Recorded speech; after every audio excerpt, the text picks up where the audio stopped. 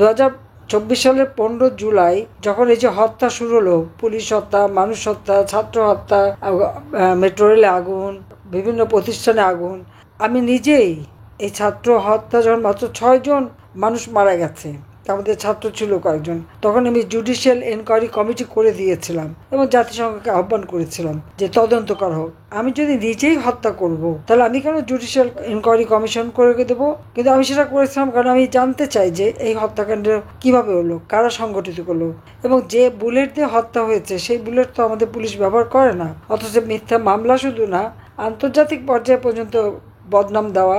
Amnesty international এবং জাতিসংঘ যে রিপোর্ট দিয়েছে বা তারা আবার বিচার চেয়েছে, আমি অ্যামনেস্টি ইন্টারন্যাশনালকে ডাকবো এবং জাতিসংঘকে বলবো যে তারা আগে যতগুলি হত্যাকাণ্ড হয়েছে প্রত্যেকটা হত্যাকাণ্ডের তদন্ত তাদের করতে হবে। ইউনুস যেমন মেটিকুলাসলি ডিজাইন করে এই চক্রান্ত করেছে, এদেরকে আমি বলবো মেটিকুলাসলি এইসব তদন্তগুলি তারা করে। প্রত্যেকটা কবর থেকে ওই আবু সাইদ থেকে শুরু করে প্রতিটি ছাত্রের লাশ তুলে ফরেন্সিক করে কিভাবে তারা মারা গেছে তার সঠিক তথ্য খুঁজে বের করতে হবে, সঠিক তদন্ত করতে হবে। এটা আমারই দাবি যে তদন্ত করে তারপর তারা দেখুক যে এই হত্যাকাণ্ডগুলি কে ঘটিয়েছে। আমি এখানে মানুষ হত্যা করতে আসিনি, আমি মানুষের কল্যাণ করেছি, আমি উন্নতি করেছি, আমি দুর্নীতি করতে আসিনি, সাধারণ মানুষের জীবনমান উন্নতি করেছি। সেখানে আমার অপরাধটা কি? আজকে এই মিথ্যা তথ্য দিয়ে, এবং এই প্রতিবেদনটা বিবিসি যখন করলো তার তো উচিত ছিল সারা গ্রাম বাংলাদেশ ঘুরে দেখা, প্রত্যেকটা পরিবারের সাথে কথা বলা, ক্ষতিগ্রস্ত পরিবার, কত ঘরে আগুন দিয়েছে, কত ইন্ডাস্ট্রিতে আগুন দিয়েছে, হাসপাতালে আগুন দিয়েছে, হোটেলে আগুন দিয়েছে, সেখানে মানুষ পুড়ে মারা গেছে। 32 নম্বর যখন আগুন দিয়েছে সেখানেও 3 জন মানুষের লাশ পাওয়া গেছে 32 নম্বর রোডের উপরে। এই লাশগুলি কারা করলো, এই হত্যাকাণ্ডগুলি কারা করলো, এটা তো তাদের খুঁজে দেখা উচিত ছিল।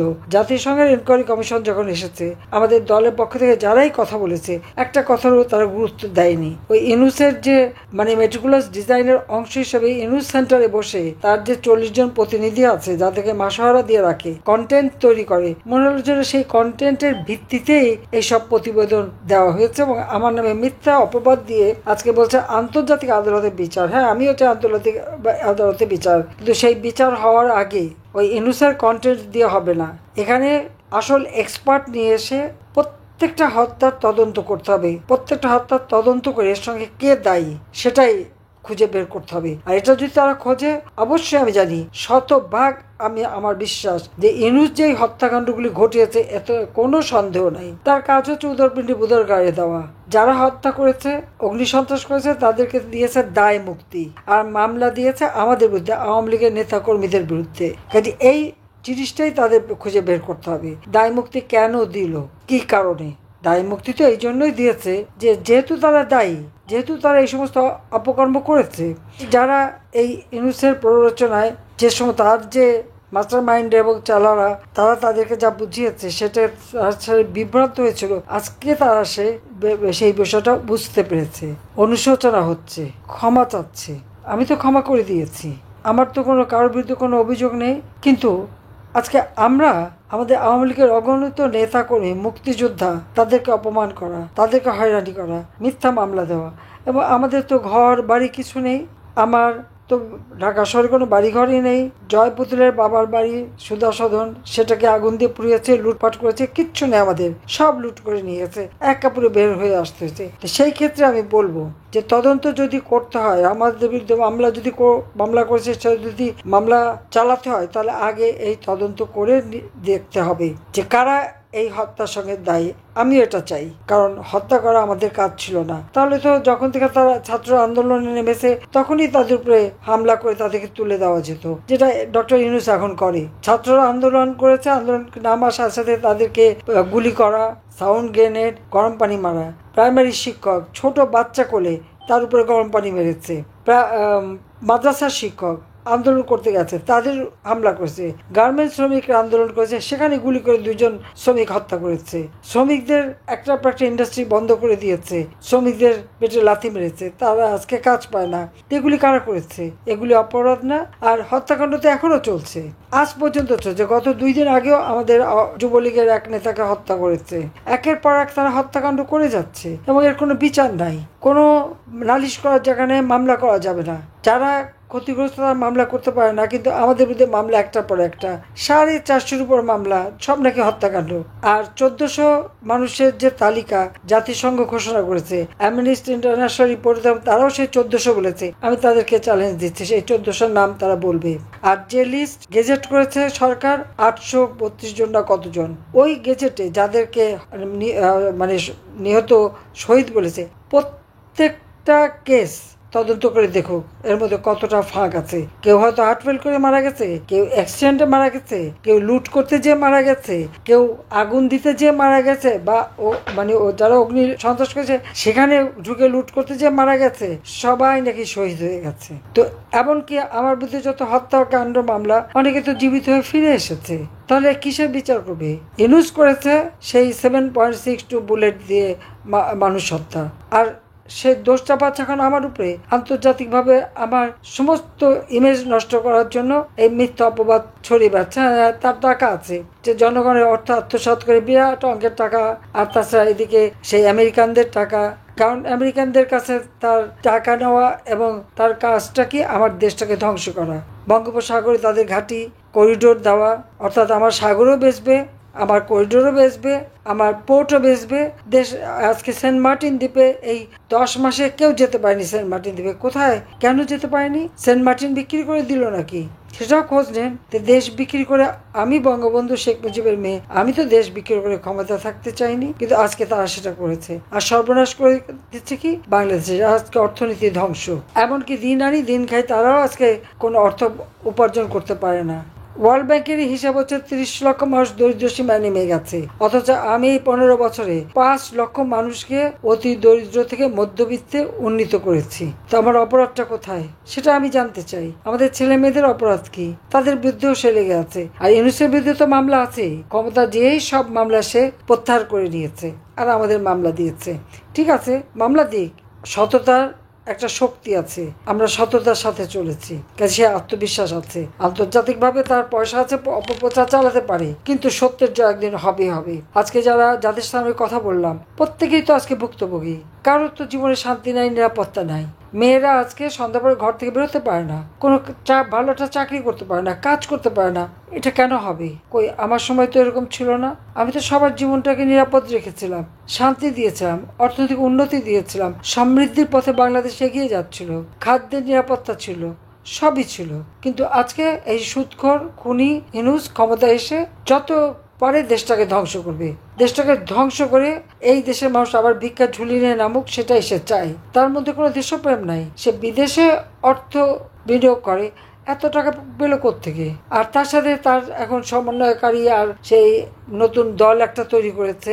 জনগণের সমস্ত অধিকার আজকে কক্ষিগত। সাংবাদিকরা যা দেখে লিখতে পারবে না, তাদেরকে হত্যা করা, সংখ্যালঘুদের উপরে চরম নির্যাতন, আইনজীবীদের উপরে নির্যাতন। এমন কোনো শ্রেণী পেশার মানুষরা আজকে নির্যাতনের শিকার না হচ্ছে। আর নিজের এদিকে হাজার হাজার কোটি টাকা বানাচ্ছে, আর শত কোটি হয়ে এখন হাজার কোটি টাকা কামানোর চেষ্টা। আর এদিকে আমার দেশের মানুষ কষ্ট পাচ্ছে। আমার কষ্টটা, দুঃখটা সেখানেই। যখন আমার বিরুদ্ধে আন্দোলন, এই মেয়েরা আর ছেলেরা যখন আন্দোলন করে গভীর রাত পর্যন্ত, তাদের রীতিমতো আমার বিরুদ্ধে স্লোগান দেয়, আর আমি তাদের প্রোটেকশন দিই যে কোনো মতে তাদের কোনো ক্ষতি না হয়। আমি তো তাদের বিরুদ্ধে কোনো ব্যবস্থা নেইনি। যখন তারা পুলিশের উপর আক্রমণ করে, সাধারণ মানুষের উপর আক্রমণ করে, পুলিশকে কারো অর্ডার দিতে হয় না। তো সিআরপিসিতে নির্দেশ করা আছে কখন কোন অবস্থায় কি পদক্ষেপ তারা নেবে, এটা তো তাদের নির্দেশিকা রয়ে গেছে। নিজের যান বাঁচাতে সবাইকেই রুখে দাঁড়াতে হয়, এটাই নিয়ম। তো তারা যেটা করেছে, আজকে পুলিশ মেরে মেরে আগুন দিয়ে পুড়িয়ে ঝুলে যারা রেখেছে, পুলিশ তাদের নিজেদের জীবন বাঁচাবে না। আজকে র্যাবের সদস্যকে হত্যা করেছে, পুলিশ হত্যা করেছে, আনসার হত্যা করেছে, সেনাবাহিনীর অফিসার, বিমান বাহিনীর অফিসারদের আক্রমণ করেছে। তো তারা সেখানে কি করে বসে? সেখানে কি কারো কেউ যদি আক্রান্ত হয়, সে তো আর প্রোটেকশনের জন্য যা খুশি করতে পারে, সেখানে কি কারো অর্ডার লাগে? আর ইউনূস যে ক্ষমতা আসার জন্য এতগুলি মানুষের জীবন নিল, আমার আওয়ামী লীগেরই তো 1000-এর উপর কর্মী পরিবার সহ তাদেরকে হত্যা করেছে, 10,000-এর মতো নেতাকর্মী আহত, প্রায় 5 লক্ষ মামলা, না হলে 30-40 লাখ মানুষ আজকে মামলার আসামি। আমার আওয়ামী লীগের কোনো নেতাকর্মী বাদ নাই। আর প্রত্যেকের ঘর বাড়ি, ব্যবসা প্রতিষ্ঠান, দোকানপাট, পুকুরের মাছ থেকে শুরু করে তার মাছের খামার, মুরগির খামার, কারো কিছু নাই। না হলে 1 কোটি প্রতিষ্ঠানকে আগুন দিয়ে পুড়িয়েছে, এগুলি অপরাধ না? অ্যামনেস্টি ইন্টারন্যাশনাল বা জাতিসংঘ সেগুলি দেখলো না কেন? সেই তদন্তটা করলো না কেন? তাদের কাছে সেটাই আমি জবাব চাই। আমার বিরুদ্ধে মামলা করবে, কিন্তু এই জবাবগুলি আমি আগে চাই, যে তার এই জবাবটা দিতে হবে। আর প্রত্যেকটা হত্যাকাণ্ডের তদন্ত করেই তখন বিচার করবে। ওই ইউনূসের ওই তৈরি করা কন্টেন্টের উপরে নির্ভর করে প্রতিবেদন দিয়ে এই কোনো বিচার হবে না। বিচার করতে হলে এ পর্যন্ত বাংলাদেশের যতগুলি হত্যাকাণ্ড ঘটেছে প্রতিটি হত্যাকাণ্ডের বিচার তাদেরকে করতে হবে। অ্যামনেস্টিকেও করতে হবে, আর ওই আইসিসি আইসিটি তাদেরকেও করতে হবে, তারপরে বিচার। আর বাংলাদেশের আইসিটি তো অবৈধভাবে গঠন করা, তারা ইচ্ছা মতো একটা রায় দেয়। আমাদের কোনো আইনজীবী তো দাঁড়াতে পারে না, তাদের মন মতো আইনজীবী দাঁড় করিয়ে দেয়। এটা কোন ধরনের বিচার হয়? এটা তো প্রহসন করা। তো এই প্রহসন চলছে বাংলাদেশে।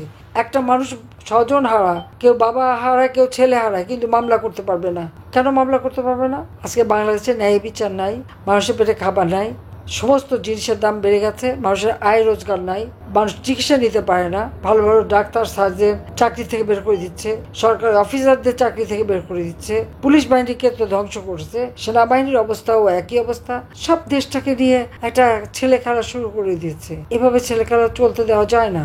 আমি সবাইকে একটু বলবো যে এর বিরুদ্ধে সকলকেই সোচ্চার হতে হবে, প্রতিবাদ করতে হবে। এবং ছাত্রছাত্রীদের বলবো, আজকে প্রায় 5 লক্ষ ছাত্রছাত্রী লেখাপড়া করতে পারেনি, পরীক্ষা দিতে পারে না, কিছু আর্থিক কারণে, কিছু এই সন্ত্রাসের কারণে। পরীক্ষা দিতে গেলে তাদের মারধর করে। কি আওয়ামী লীগ? আওয়ামী লীগের অপরাধটা কি? আওয়ামী লীগই তো দেশ স্বাধীন করে দিয়েছে। আমার বাবা দেশ স্বাধীন করেছে, আমি দেশের উন্নতি করেছি, অধিকার আমাদের আছে। সারা জীবন আমরা কষ্ট করেছি। আমি নিজেই তো প্রায় 5-6 বার জেল খেটেছি, কতবার আমাকে হত্যার চেষ্টা করা হয়েছে। আল্লাহ তো কোনো না কোনোভাবে আমাকে বাঁচিয়ে রেখেছেন। তো ঠিক আছে, আমি দেখব। আমি জনগণের উপরে বিশ্বাস করি, আল্লাহর উপরে বিশ্বাস করি, কারণ জনগণই আমার শক্তি। আমি আছি দেশের মানুষের পাশে। আজকে যে বিভিন্ন শ্রেণী পেশা সকলকে, যারা আপনারা তো কষ্টে আছেন, ধৈর্য ধরেন, আমি আছি আপনাদের পাশে, আমি থাকবো। ইনশাল্লাহ বাংলাদেশকে আবার আমরা শান্তির দেশ হিসেবে গড়ে তুলব। আবার এই সমস্ত সন্ত্রাসী, জঙ্গি, ইউনূস, দুর্নীতিবাজ, ফ্যাসিবাদ এর হাত থেকে দেশকে আমরা রক্ষা করবো ইনশাল্লাহ। সবাইকে ধন্যবাদ। খোদা হাফেজ। জয় বাংলা, জয় বঙ্গবন্ধু।